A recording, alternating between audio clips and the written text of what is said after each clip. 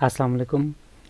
Android application development सीखने की series में ये हमारा लेक्चर नंबर 13 है, जिसमें हम एक और इम्पॉर्टेंट लेआउट के बारे में डिस्कस करेंगे जिसका नाम है रिलेटिव लेआउट।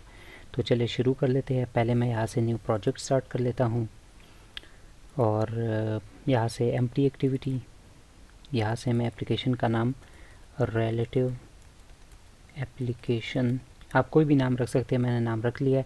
यहाँ से लैंग्वेज जावा सेलेक्ट करनी है और यहाँ से फिनिश कर देते हैं। ग्रेडल हमारा सक्सेसफुली फिनिश हो चुका है। अब हम जाते हैं अपने स्प्लिट व्यू में और मैं क्या कर लेता हूँ कि ये जो टेक्स्ट व्यू है यहाँ से मैं इसको रिमूव कर लेता हूँ और जो कॉन्स्टेंट लेआउट है इसको मैं रिप्लेस कर देता हूँ रिलेटिव लेआउट से।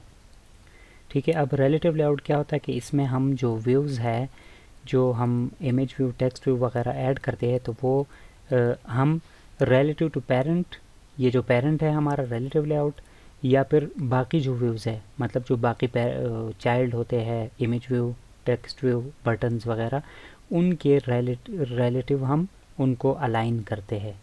ये जो रिलेटिव लेआउट है ये टोटली अलाइनमेंट पे बेस करता है। हम उसकी अलाइनमेंट सेट करते हैं या तो उसके पेरेंट के, मतलब जो मेन पेरेंट है उसके रेफरेंस के मुताबिक, कि पेरेंट के टॉप पे हो जाए, पेरेंट के लेफ़्ट पे, राइट पे, या बॉटम पे हो जाए, या सेंटर में हो जाए, या फिर हम उसको बटन या किसी और व्यू के बॉटम, अब बिलो, अबव, लेफ़्ट और राइट, इन जो है साइड्स के रेफरेंस के साथ अलाइनमेंट करते हैं। तो चलिए इसको शुरू कर लेते हैं, लेकिन शुरू करने से पहले मैं एक इमेज ले आता हूँ यहाँ से। ये इमेज लाजमी नहीं है रिलेटिव लेआउट के लिए, लेकिन मैं वैसे ही ले आता हूँ आपको ताकि बेहतर से बेहतर जो है समझ आ जाए। अब ये ड्राइबल्स के फोल्डर के अंदर मैंने इसको कंट्रोल वी कर दिया, पेस्ट कर दिया, तो ये ओके। और यहाँ से इमेज का नाम ऑलरेडी मेरे पास स्मॉल लेटर्स में है और दरमियान में अंडरस्कोर है, तो खैर है। अंडरस्कोर के अलावा अगर कोई और लेटर है या 1 2 3 है या कुछ, तो आप वो हटा दें और सिंपली स्मॉल लेटर्स में नाम रख सकते हैं। इसको ओके कर दिया। अब मैं क्या कर लेता हूँ, मैं यहाँ से एक इमेज व्यू ले आता हूँ, सॉरी ये नहीं, इमेज व्यू सेकंड नंबर पर, और इसको मैं 150 dp विड्थ दे देता हूँ और हाइट भी मैं लेट से दे देता हूँ 150 dp। अब ये जैसे ही मैंने दे दी और सोर्स मैं सेलेक्ट कर लेता हूँ ड्राइबल्स के अंदर कोल्ड ड्रिंक्स, तो अभी आप देख सकते हैं हमारे पास ये राइट साइड पे स्क्रीन पे इमेज सेट हो चुकी है और बिल्कुल इसकी जो डिफ़ॉल्ट लोकेशन है वो कौन सी है, top right, sorry top right कह रहा हूँ, टॉप लेफ़्ट पोजीशन है, लेफ़्ट के ऊपर टॉप पे। हर व्यू, चाहे ये इमेज हो या टेक्स्ट हो या बटन हो, जो भी हम रिलेटिव लेआउट के अंदर ऐड करते हैं, तो वो डिफ़ॉल्ट यहाँ पर टॉप लेफ़्ट कॉर्नर पर हमारे पास आती है। फिर उसके हिसाब से हम देखते हैं कि हमने इस इमेज को या इस टेक्स्ट को किधर लेके जाना है, किधर नहीं। ठीक है, तो मैं इसकी एक आईडी भी सेट कर लेता हूँ, इसको मैं इमेज व्यू कह देता हूँ आईडी। अब मैं क्या करता हूँ कि अगर मैं चाहता हूँ कि ये जो इमेज व्यू है ये बिल्कुल यहाँ सेंटर पर चला जाए, तो मैं चाहता हूँ कि इधर सेंटर में आ जाए, यहाँ पर ये इमेज व्यू लेफ़्ट से जाके इस सेंटर में आ जाए, तो मैं पेरेंट वाली प्रॉपर्टी यूज़ करूँगा, क्योंकि मैं किसी और चाइल्ड के रेफरेंस के साथ नहीं, मैं पेरेंट के रेफरेंस से कह रहा हूँ कि मैं ये अपने पेरेंट के बिल्कुल सेंटर में आ जाए हॉरिजॉन्टली। तो मैं यहाँ लिखूँगा लेआउट और सेंटर हॉरिजॉन्टल, ये हमारे पास आ गया। और इसको जैसे ही मैं ट्रू कर लेता हूँ तो ये मेरे पास बिल्कुल सेंटर में आ गया पेरेंट में, लेकिन हॉरिजॉन्टली। अब अगर मैं चाहता हूँ कि ये वर्टिकली भी सेंटर में आ जाए, तो मैं यूज़ करूँगा लेआउट सेंटर और वर्टिकल, और इसको मैं ट्रू कर दूँगा, तो ये हमारे पास बिल्कुल मिड में आ जाता है, बिल्कुल जो स्क्रीन की मिड है उसमें आ जाता है। अब इन दोनों के, अगर हम चाहते हैं कि कोई व्यू बिल्कुल पेरेंट के सेंटर में आ जाए, तो ये दोनों लाइंस यूज़ करने के बजाय हम एक ही लाइन यूज़ कर सकते हैं, सेंटर इन पेरेंट। तो ये लेआउट सेंटर इन पेरेंट को अगर मैं ट्रू कर दूं, तो मुझे 2 लाइंस लिखने की ज़रूरत नहीं है और एक ही लाइन की मदद से मैं इसको पेंटर कह रहा हूँ, पेरेंट के अंदर इसको हम सेंटर के अंदर अलाइन कर सकते हैं। मैं इसको वापस जो है ऊपर ले जाता हूँ लेआउट सेंटर हॉरिजॉन्टल करके, और इसको ट्रू कर लेता हूँ, तो वापस ये अपनी लोकेशन पर चली गई है ये इमेज। अब मैं क्या चाहता हूँ कि मैं चाहता हूँ कि हमारे पास एक बटन हो, एक दूसरा बटन, BUTTON बटन, और यहाँ से मैं रैप कंटेंट और मैं इसको एक आईडी भी दे देता हूँ। लेट से आईडी मैं दे देता हूँ btn1। और अब आप देख सकते हैं कि ये जो बटन भी हमने ऐड किया तो इसकी डिफ़ॉल्ट लोकेशन हमारे पास यहाँ पर टॉप लेफ़्ट कॉर्नर है। तो रिलेटिव लेआउट के अंदर हम जब भी कोई व्यू या चाइल्ड ऐड करते हैं तो वो हमारे पास यहाँ पर टॉप लेफ़्ट पोजीशन पर आता है। अब अगर आप चाहते हैं कि ये हमारे पास बिल्कुल यहाँ बॉटम में आ जाए तो इसके लिए पहले तो मैं इसका टेक्स्ट सेट कर देता हूँ ताकि बटन के अंदर कुछ दिखे भी हमें। तो मैंने हेलो जो है इसका टेक्स्ट रख दिया है। अब मैं अगर चाहता हूँ कि ये बटन जो है बिल्कुल यहाँ नीचे बॉटम पे आ जाए तो मैं इसको लिखूँगा align parent bottom, align parent bottom, और इसको मैं ट्रू कर दूंगा तो ये बिल्कुल नीचे यहाँ अपने पेरेंट के जो मेन रिलेटिव लेआउट का उसके बिल्कुल नीचे आ गया बॉटम में। और अगर मैं चाहता हूँ कि ये यहाँ से जो है बॉटम में ना आए, यहाँ पर इस जगह पर आ जाए लेफ़्ट सेंटर पर, ये जो सेंटर है और लेफ़्ट है, तो मैं पहले इसको मिटा देता हूँ जो बॉटम वाला था और मैं इसको कहूँगा लेआउट और सेंटर वर्टिकल। तो मैं ये ट्रू अगर मैं कर देता हूँ तो ये बिल्कुल सेंटर यहाँ पर आ गया लेफ़्ट साइड पर ही। अब इधर से अगर आप कहते हैं कि ये यहाँ सही नहीं है, इस इमेज व्यू के नीचे लाना चाहते हैं, तो आप क्या करेंगे, इसको यहाँ से हटा दें और अलाइन बिलो की जो प्रॉपर्टी है, अलाइन और अंडरस्कोर बिलो, सॉरी अलाइन नहीं, लेआउट बिलो, लेआउट बिलो की प्रॉपर्टी है और किसके नीचे लाना चाहते हैं, इमेज व्यू के। तो ये बिल्कुल इमेज व्यू के नीचे आ गया। लेकिन अभी आप कहेंगे कि ये तो इमेज व्यू के एग्जैक्ट नीचे नहीं है, ये तो साइड पे है। ये असल में अलाइन तो हुआ है उसके बिल्कुल बॉटम में, लेकिन बिलो अलाइन हुआ है, लेकिन हमने इसको हॉरिजॉन्टली लेफ़्ट राइट नहीं किया। हॉरिजॉन्टली हमने इसको डिफ़ॉल्ट लोकेशन पर ही रखा है। हमने सिर्फ वर्टिकली इसको अलाइनमेंट दी हुई है कि इमेज के नीचे आ जाओ, लेकिन हॉरिजॉन्टली हमने इसको कोई जो है कांस्टेंट या कोई भी हमने अलाइनमेंट नहीं दी। तो मैं क्या कर लेता हूँ, सेंटर हॉरिजॉन्टल वाली जो प्रॉपर्टी थी लेआउट सेंटर हॉरिजॉन्टल, उसको ट्रू कर देता हूँ तो ये बिल्कुल इमेज व्यू के बिल्कुल नीचे आ गई है। ये बटन जो है ये हमारे पास इमेज व्यू के नीचे आ चुका है। अब मैं क्या चाहता हूँ, मैं अगर चाहता हूँ कि ये जो इमेज व्यू है ये सेंटर में आ जाए बिल्कुल पेरेंट के, तो मैं क्या कर लेता हूँ, इस इमेज व्यू को मैं सेंटर एंड पेरेंट कर देता हूँ, या फिर यहाँ से मैं यूज़ कर सकता हूँ लेआउट सेंटर वर्टिकल, या फिर पेरेंट वाला भी मैं यूज़ कर सकता हूँ। इसको मैं ट्रू कर देता हूँ। तो अब आप यहाँ पर एक चीज़ नोट कर सकते हैं, जैसे ही मैंने इमेज को सेंटर पे किया है, लेकिन ऑटोमेटिकली जो बटन था वो भी हमारे साथ यहाँ से ऊपर से उठ के इस पिक्चर के साथ यहाँ नीचे आ गया।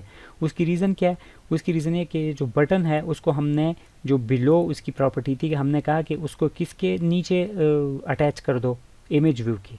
तो अब अगर ये इमेज व्यू इधर उधर जाता है राइट पे, लेफ़्ट पे या बॉटम पे, तो ये जो बटन है ये भी इसके साथ ट्रैवल करेगा और साथ साथ घूमेगा। जैसे कि अभी मैं लेट से ये जो इमेज है इसको मैं यहाँ से हटा देता हूँ, इसका ये जो सेंटर एंड पेरेंट है ये भी हटा देता हूँ और सेंटर हॉरिजॉन्टल भी हटा देता हूँ, तो ये अब डिफ़ॉल्ट अपनी लोकेशन पर चला जाएगा जो कि 0 0 है, मतलब टॉप लेफ़्ट। अब मैं इसी इमेज को अगर ले जाता हूँ राइट साइड पे, तो लेआउट अलाइन, लेआउट अलाइन और आगे क्या है, parent right.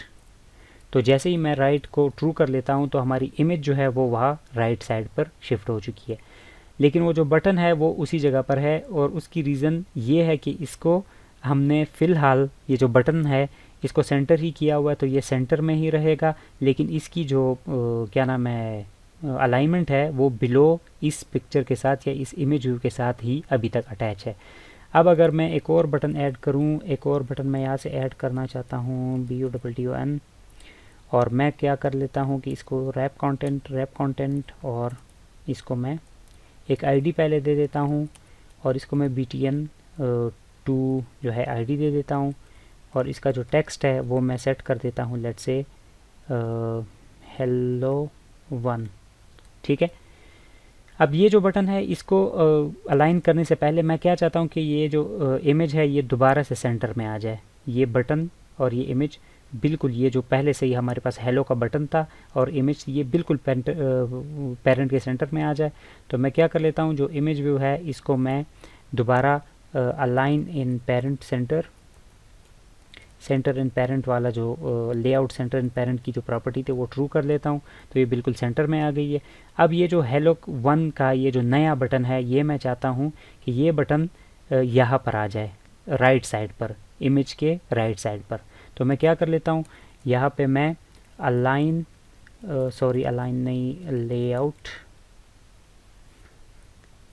To right of ये प्रॉपर्टी है, और किसके राइट पर आ जाए, इमेज व्यू के, तो ये इसको मैं ट्रू कर देता हूँ। तो ये देखिए, आप देख सकते हैं ये यहाँ से उठ के ये राइट साइड पर आ चुकी है, और ये जो लाइन आ रही है हमारे पास ऊपर से, ये लाइन आ रही है, ये बता रही है कि इसका जो राइट है वो यहाँ इमेज व्यू के राइट के साथ, इसका जो लेफ्ट है बटन का वो इमेज व्यू के राइट के साथ अलाइन हो चुका है। लेकिन अभी ये फ़िलहाल ऊपर इसलिए है क्योंकि हमने इसको सिर्फ और सिर्फ हॉरिजॉन्टली इसको अलाइन किया है, वर्टिकली हमने इसको अलाइन नहीं किया।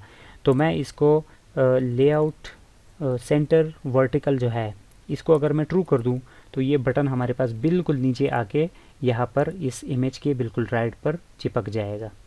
अब मैं अगर इसको बिल्कुल इसके साथ ना चिपके और मैं चाहता हूँ कि ये बटन जो है इससे थोड़ा हट जाए, मतलब थोड़ा दूर चला जाए, जैसे ये नीचे वाला बटन है, तो मैं क्या कर दूँगा, इस बटन को मार्जिन दे सकता हूँ, मार्जिन लेफ़्ट से ये तकरीबन 6 dp के मार्जिन के साथ हो जाए। तो ये बटन अभी आप देख सकते हैं यहाँ पर बटन थोड़ा दूर हो गया उससे।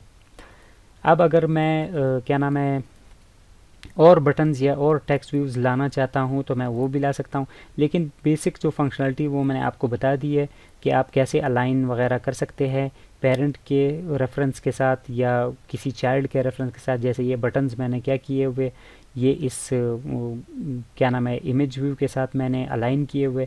अब मैं इमेज व्यू को इधर उधर जब भी लेके जाऊंगा तो ये बटन्स भी उसके साथ मूव करेंगे।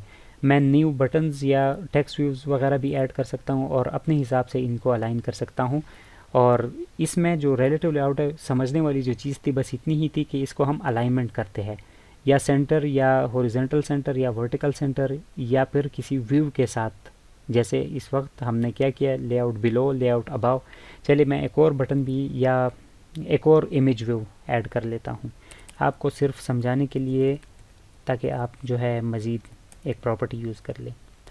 तो इसको मैं 150 dp और जो हाइट है वो भी मैं 150 dp कर देता हूँ, और इसको मैं यहाँ से क्लोज़ कर देता हूँ।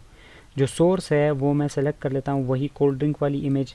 तो हमारे पास यहाँ पर एक और इमेज आ चुकी है। अब मैं चाहता हूँ कि ये जो इमेज है ये यहाँ पर नीचे बिल्कुल बॉटम में आ जाए, लेकिन बॉटम में आके ये पूरी स्क्रीन को ऐसे भर दे। तो अगर स्क्रीन को भर दे तो ये जो विड्थ है ये तो मैं मैच पेरेंट करनी पड़ेगी हमें, तो ये मैच पेरेंट मैंने कर दी। और अगर आप चाहते हैं कि ये स्क्रीन पे स्ट्रेच हो तो ये स्केल टाइप की मदद से होता है। ये तो रिलेटिव लेआउट की प्रॉपर्टी नहीं, ये तो इमेज व्यू की अपनी प्रॉपर्टी है, आपको पता होगी। ये देखिए ऐसे, ठीक है।